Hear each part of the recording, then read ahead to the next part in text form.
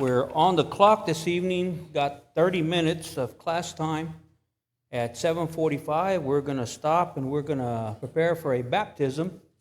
Eduardo Castillo, Toño's son, has decided to be baptized tonight, and so we'll be taking care of that here shortly. So let's get into our study this evening.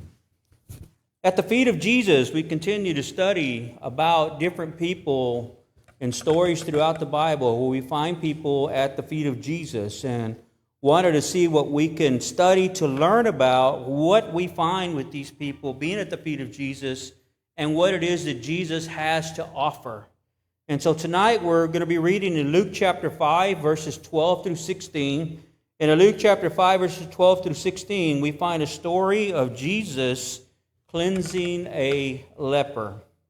I told you I'd have to go back because I actually skipped this one last week. So, Luke chapter 5, verses 12 through 16.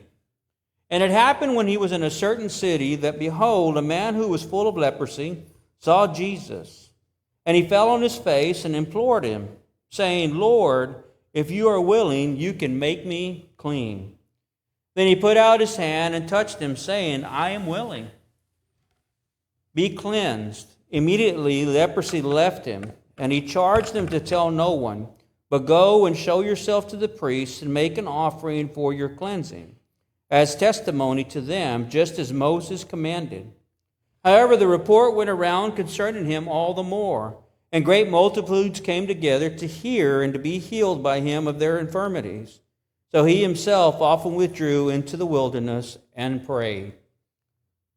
And so we take a look at the feet of Jesus, and we read there in verse 12, it said, a man who was full of leprosy saw Jesus, and he fell on his face and implored him. And so this man, full of leprosy, knowing who Jesus is and knowing of his miracles, falls at Jesus' feet and asks him, or tells him, not really asks him, tells him, if you are willing, I will be healed. But before we get into this a little bit, let me ask this question. What do we know, or what is significant when we read about leprosy in the Bible? What are some thoughts about leprosy in the Bible? Shuri? Yeah, so people who contracted leprosy, who were sick with leprosy, had to be separated and could not be around anybody else if they had leprosy. What else, if anything? Considered unclean. What does that mean? Kelly, you want to tab into that just a little bit?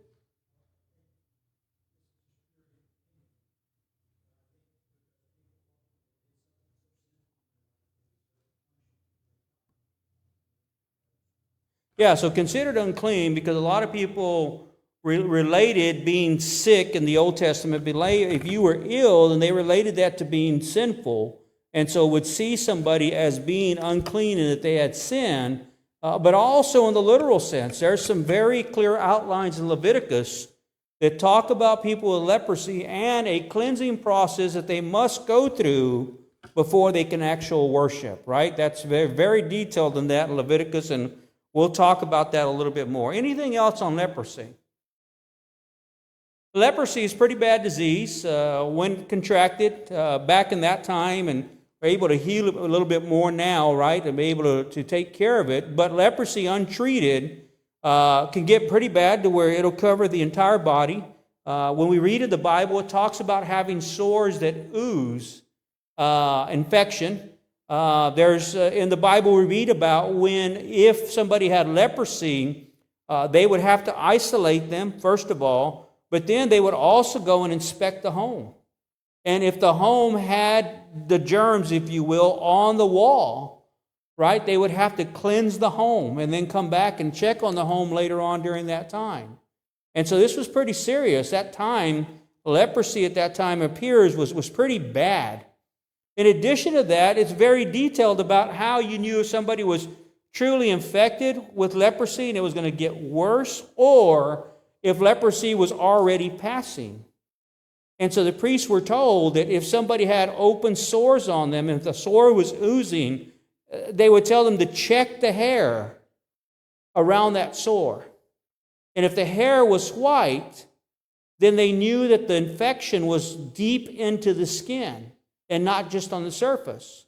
But if the hair didn't turn white, then the infection that they had was merely on the surface. It was already being cured. This is really interesting. I didn't read all of that in detail until here recently, right? I went back and studied that. It's very, very interesting. So if you're interested, go back to Leviticus 13, 14, and 15, and you'll get a lot of information on leprosy and cleansing, as Kelly was talking about. One, because they associated with somebody being sick, must have sinned, and so they wanted they looked down upon them. But the other part was, God was very clear when it came to leprosy that there needed to be a cleansing before any of the ceremonies were to take place, as far as what they were called to do in the Old Testament.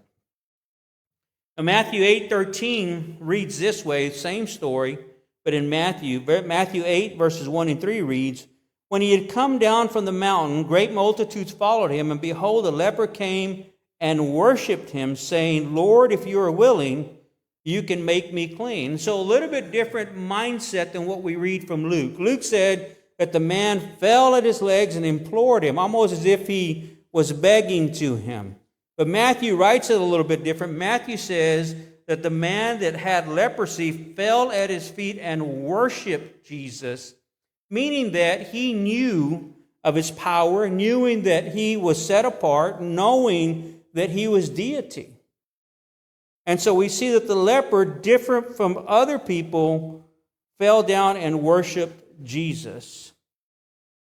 It talks about approaching Jesus. He was in a certain city that, behold, a man who was full of leprosy saw Jesus and fell on his face. So here's what's interesting.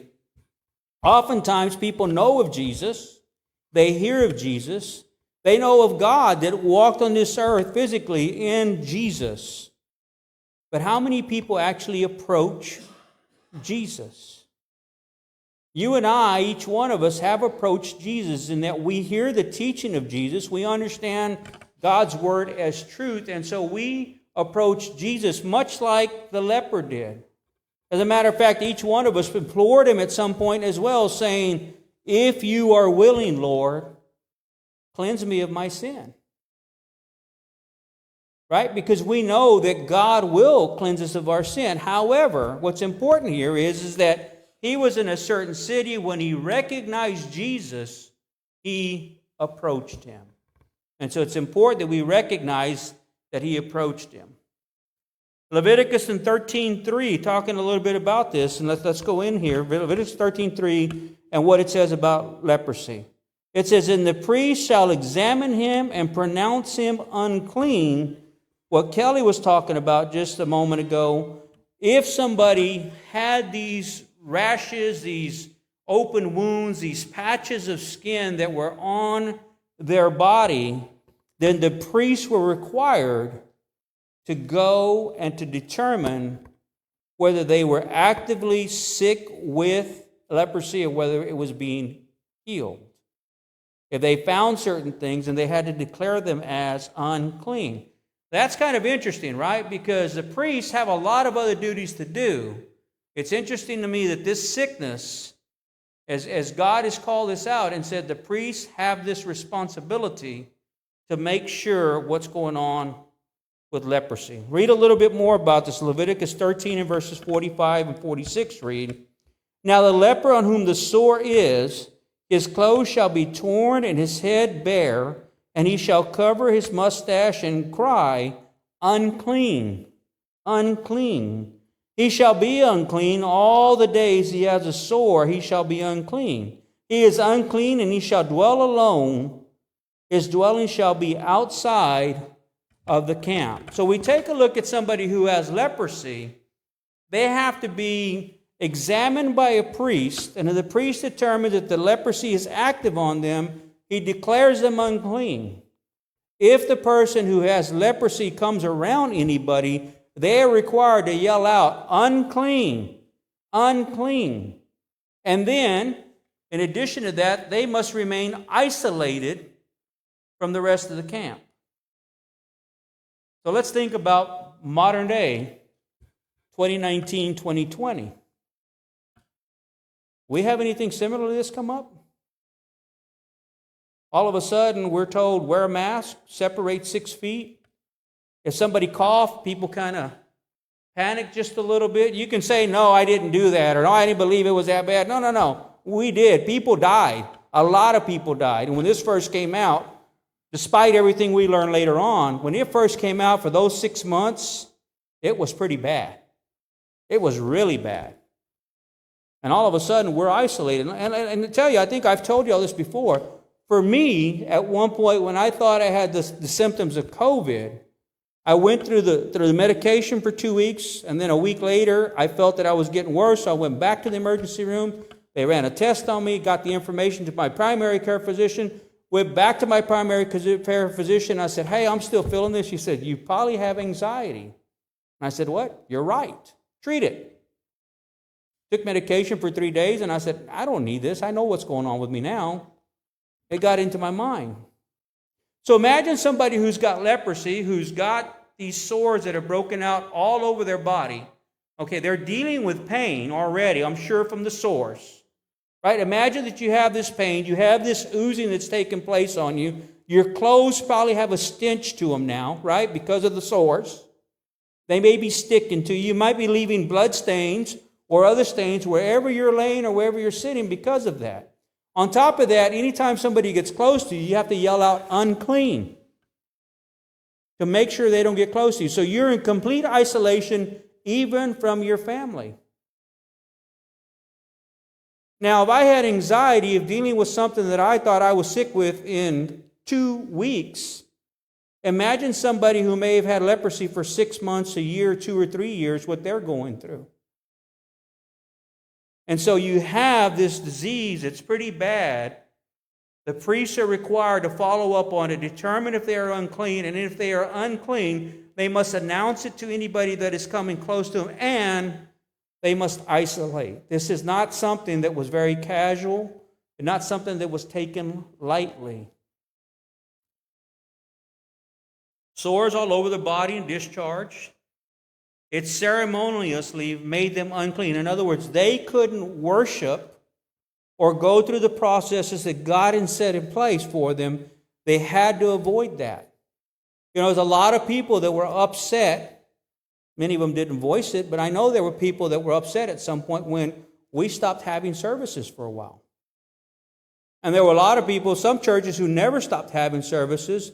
There were others that limited in a different way, right? But these people altogether are not allowed to partake of any of the ceremonies required by the Bible because of their uncleanliness. They're isolated. They have physical deformity, and we talked a little bit about the mental health that might be encouraged. In addition to that, imagine the embarrassment that they had. Unable to hide the sickness, full of sores, patchy skin, or oozing, the stained clothes. There were signs of this disease that were on the home. They had to go to a priestly evaluation. You know, it's not easy. I think each one of us knows this.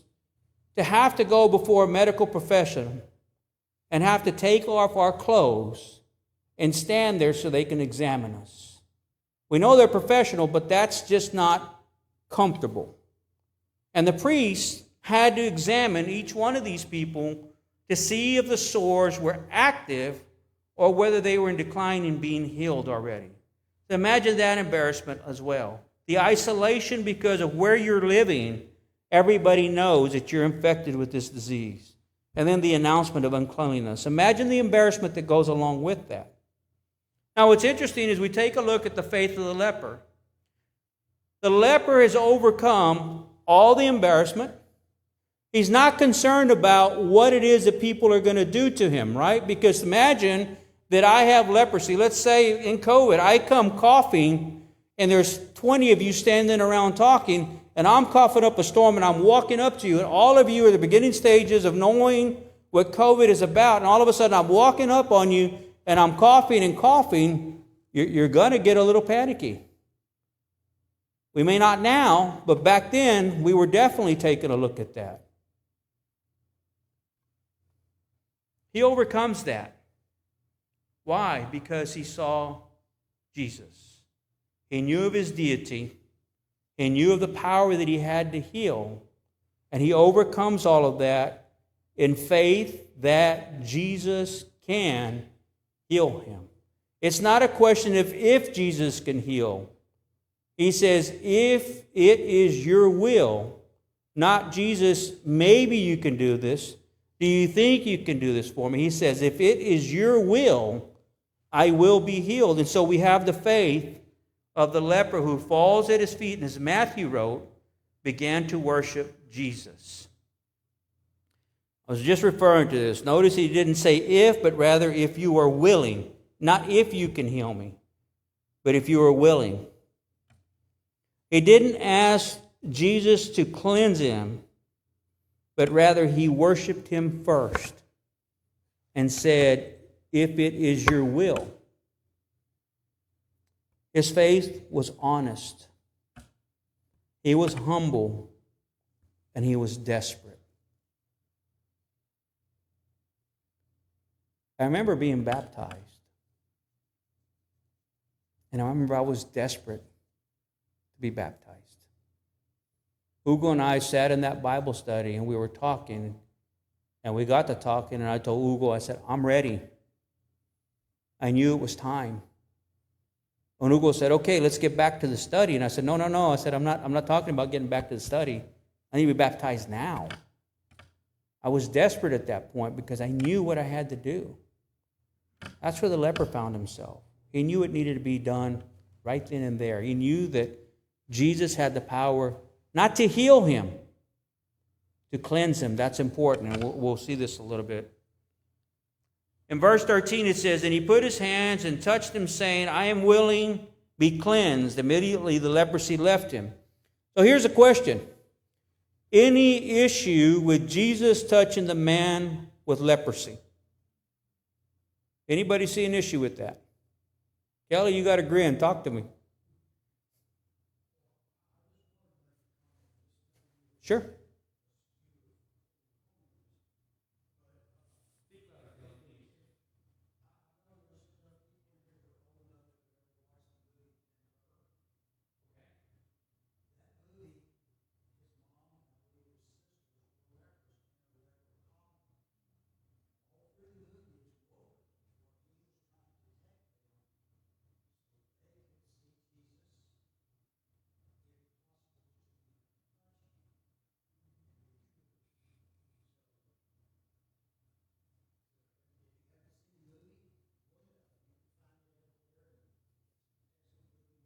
So Kelly's referencing Ben-Hur. If you haven't seen it, take a look at it.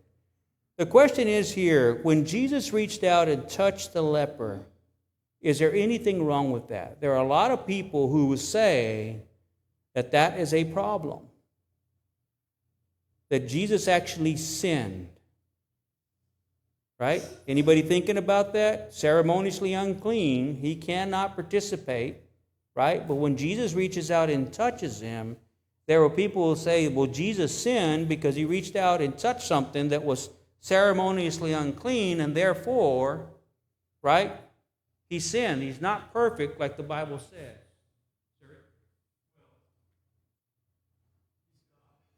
He's God, yeah. Yeah, so Siri brings up the good point, right? I mean, a very good point in that he says he's God.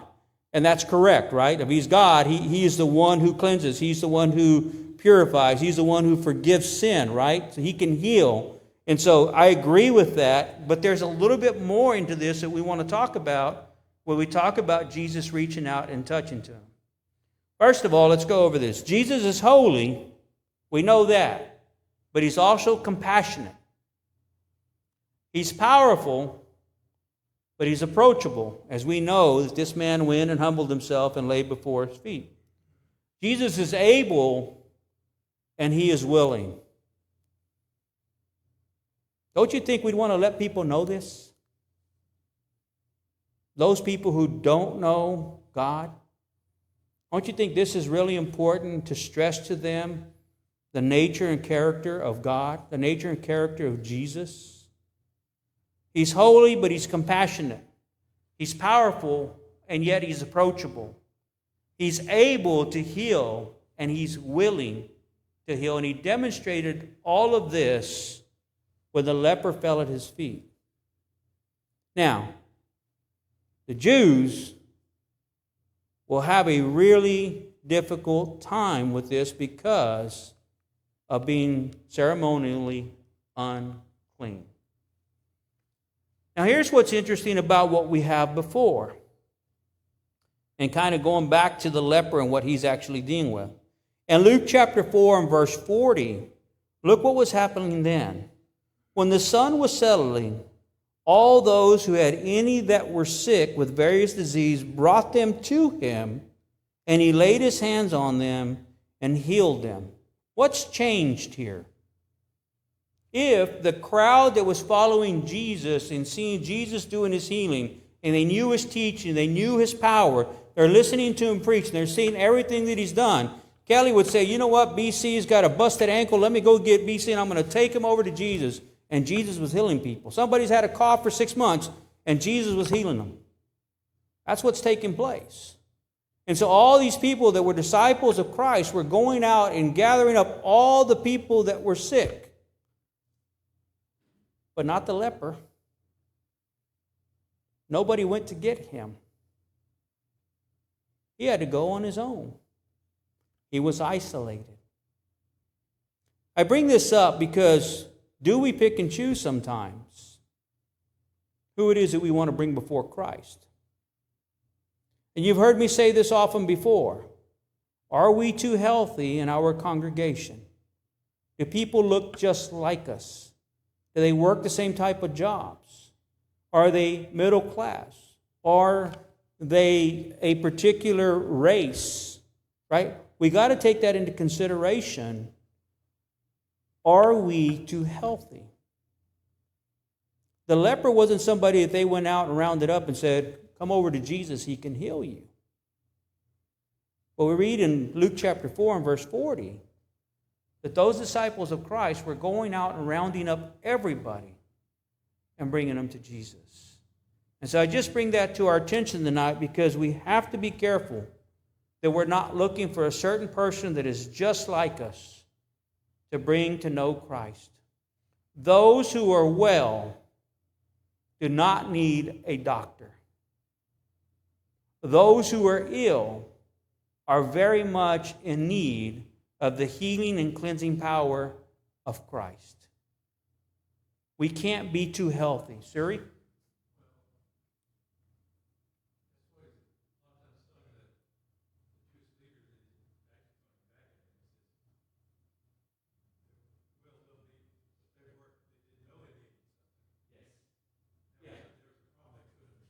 Correct.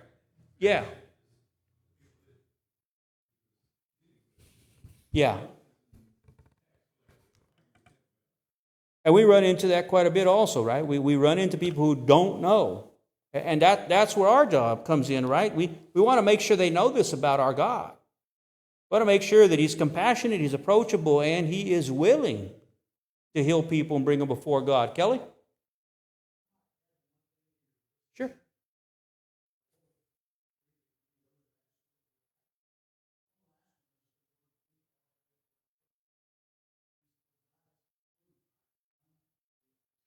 Right.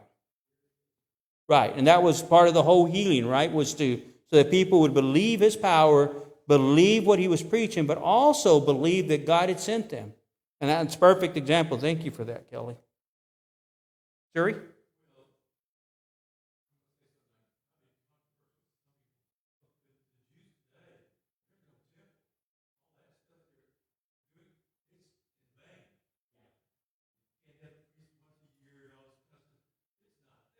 Yeah.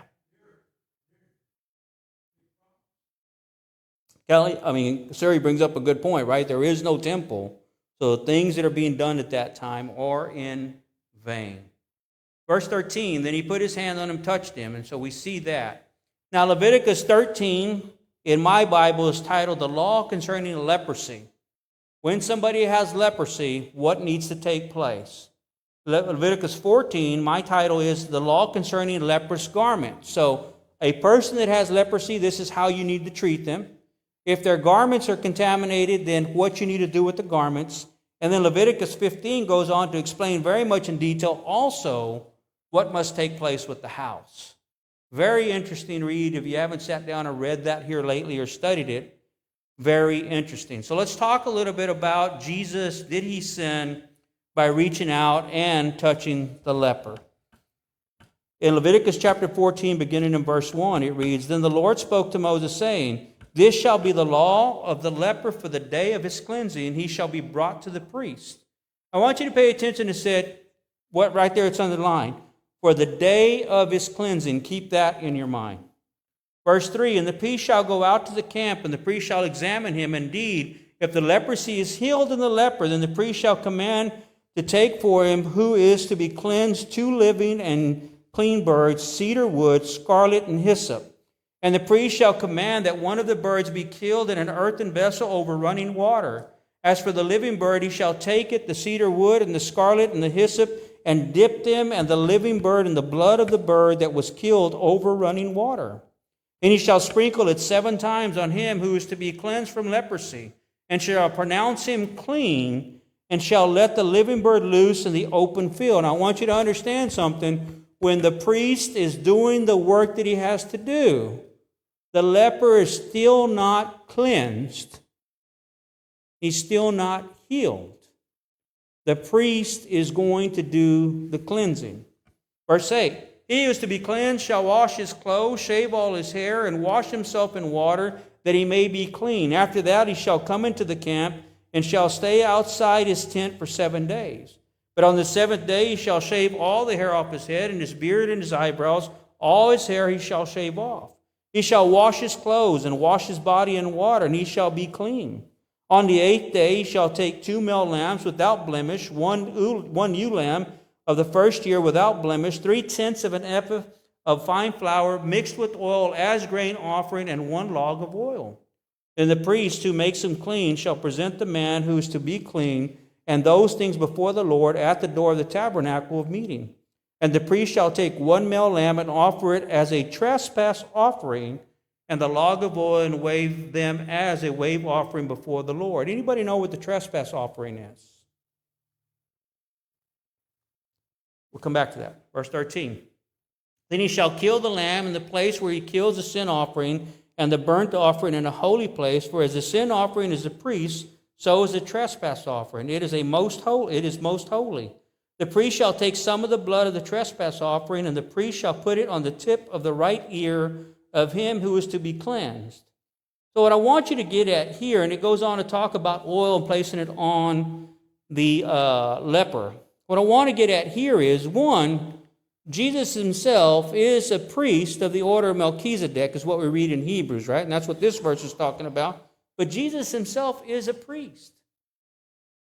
And so if anybody has an issue with Jesus touching the leper, understand that Jesus is fully in compliance with the law. Jesus never came to break the law.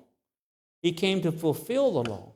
And by Jesus reaching out and touching the leper, he's letting all the Jews know and healing, I am continuing to honor and do exactly what I need to with the law. To the extent that after he touches him and heals him, he tells him to do what? What did he tell the leper to do? Go to the priests and make an offer to them as required. And so the leper brings out a lot of lessons, but Jesus also uses this as a teaching point to show the Jews, this is who I am, but understand that I am not here to break the laws, to get rid of the law, but to fulfill the law. Hebrews talks about you are a priest forever according to the order of Melchizedek.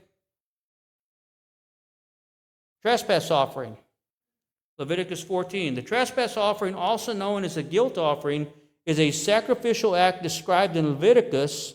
It is required when a person unintentionally violates some of the Lord's holy things, such as the sanctuary itself or the portion of the offering reserved for the priests. And so because they ended up with leprosy, it wasn't something they did intentionally.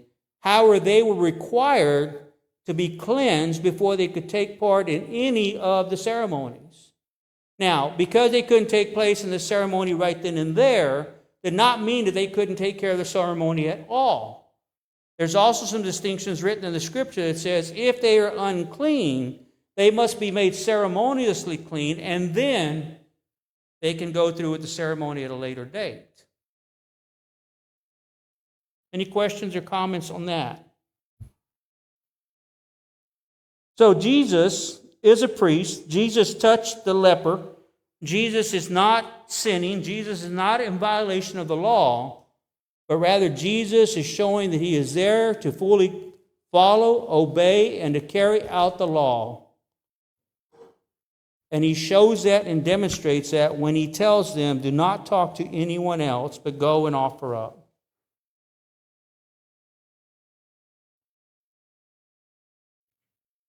In verse 15 it says, however, the report went around concerning him all the more, and great multitudes came together to hear and to be upheld, to be healed by him of their infirmity. So he himself often withdrew into the wilderness and prayed. So one last thing that I want to share with you that we see when the leper fell at the feet of Jesus is this, is that Jesus had a mission.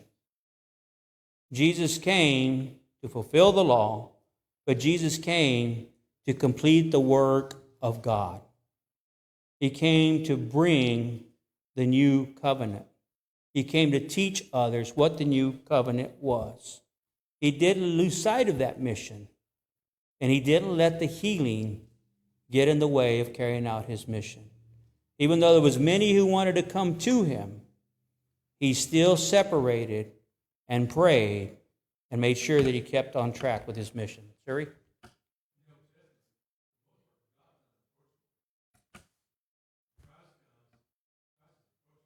Yes, exactly. Very good point. Any questions or comments? We're going to wrap it up here as we prepare for Eduardo to be baptized for the forgiveness of his sins and receiving of the Holy Spirit. So we'll go ahead and stop here at this point. Thank you.